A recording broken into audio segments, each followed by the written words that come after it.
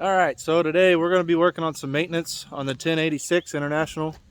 We've already changed the oil, the engine oil on it. Which, real quick, to change those, here's your engine oil filters. And then up underneath is a plug. What size did you say that plug? That 1.1 An 1.1 plug on that. And I believe he said there was about 5 gallons. It took about 5 gallons to change this oil. So these filters are pretty easy to change out. You just hand tight, take them all the way out after the oil is changed out or emptied through that plug down there. And on the other side of the tractor is where the dipstick is at, and right here, and also is where you put the oil back into the engine. So the next thing that we're going to do is change the hydraulic filter, which is that compartment right there, and all it's holding it on is those couple wing nuts. He's going to take those off and pull that cap off of there.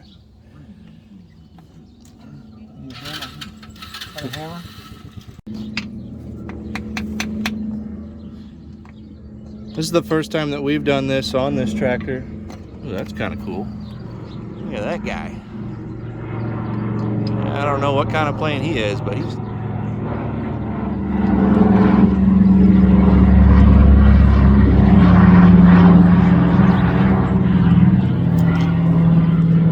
Anyways, back to work. This is the first time that we've done this. Yep, I was gonna say, you're probably gonna lose a couple quarts of hydraulic oil whenever you do this, so definitely make sure you have a catch pan underneath and a rag. That helps. There's a screen here, and the particulates that are caught up on the screen. Is that just metal shavings? Looks like it. That's not really a good sign. Well, dirt and dust and whatnot. So he's going to take that out. There's a screen in there. So we're going to take the screen and clean it and put it back on the other filter. There's a brand new filter there that we got at Napa Auto Parts. I'm sure you can get them on Amazon. I'll try to find a link and put it in the description as well. We're going to have to clean that good. Okay. And put it back in here and slide it back in there. But I got to get this O-ring off right here and put a new one on. Yeah, so there's O-rings that came with that kit, and there was also a gasket, which the cover here, if we were to take that off, there would be a gasket to replace that one, but we don't need to do that. Why would we have to take that one off, Dad, you know? If you wanted, there's a sealing system back in here. If you're going to change that, you got to get it all off. So let's clean these screens out and we'll put the filter back in. So we were just cleaning out the bottom of that reservoir and found a whole bunch of shavings, and we also found that spring. Don't really know where that came from, but it's not supposed to be in there. But we're going to try to get all the shavings and the dirt and the grime out of there as best we can, clean that out before we put the new one back in.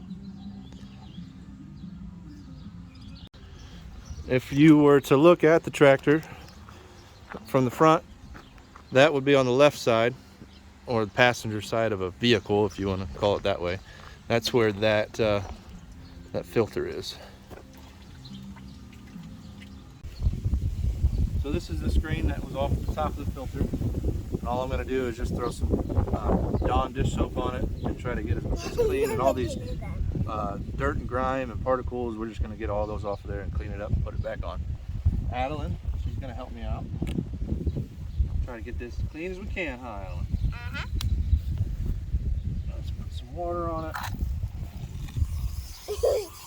All right, start scrubbing. Scrub, scrub, scrub. It's all right, come on.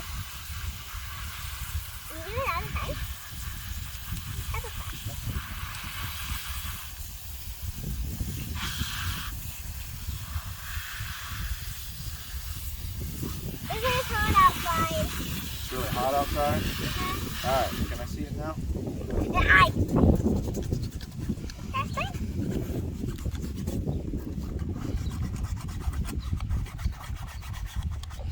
Yep, spray it off a little bit.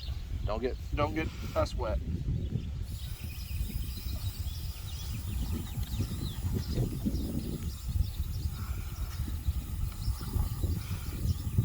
turned on a little bit more.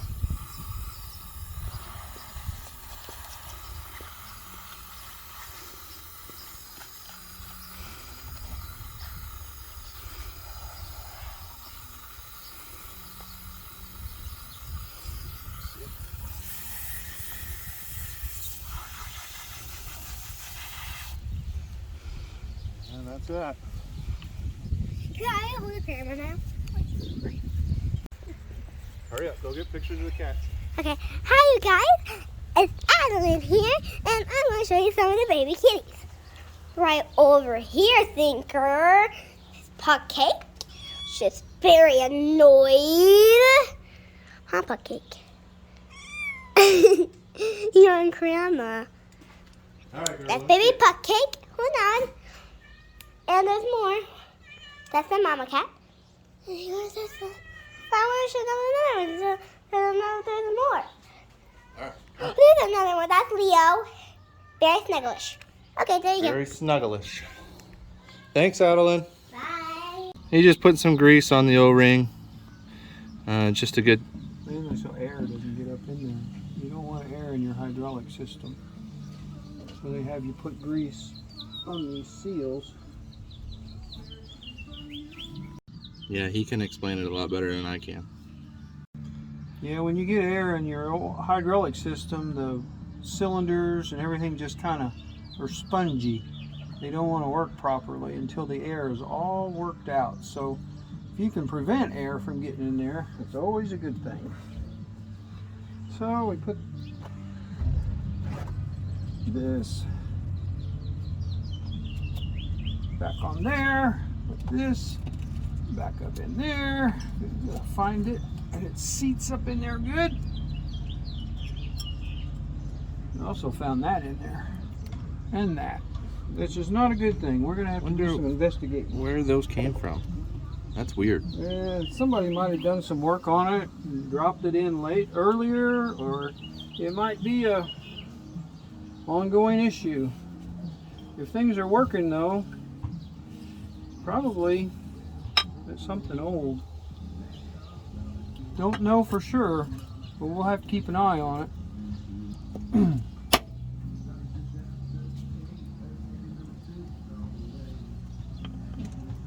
And tighten these up and we're done. Start it up and let it circulate for a while and it moves the air. Would we have to put some more hydraulic fluid in the back before we do all that too? Don't have to before. You want to let it circulate because it's pretty full right now. We overfill our reservoir by about 4 gallons anyway, which is recommended by a lot of folks. It certainly doesn't hurt anything, and it certainly keeps a good supply of hydraulic fluid through the whole system. So we'll check it again after we've run it for a little while and make sure that you want to start it and make sure there's no leaks here. Yep. All right, so like he was saying, we're just going to start it. And to start this tractor, we want to make sure that it's in park, which it is. This throttle has to come up off of this holder, and this is your throttle arm. And when it's up a little bit, all we have to do is just turn it on.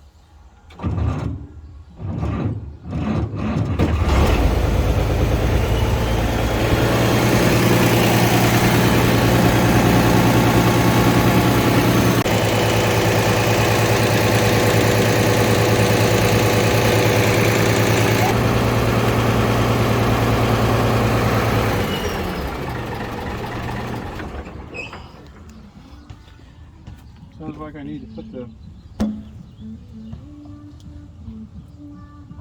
charger back on it. No leaks though? No leaks. That's good. Another thing that we worked on too is we also changed out this alternator, which it came out pretty easy. As you can see, these belts we had to change pulley or sheave off the very front of this because whenever it came, we bought this one from Napa as well, but it also had a different style and wasn't able to use those belts. So we had to take all that off, put the old one back on this alternator and get it swapped out.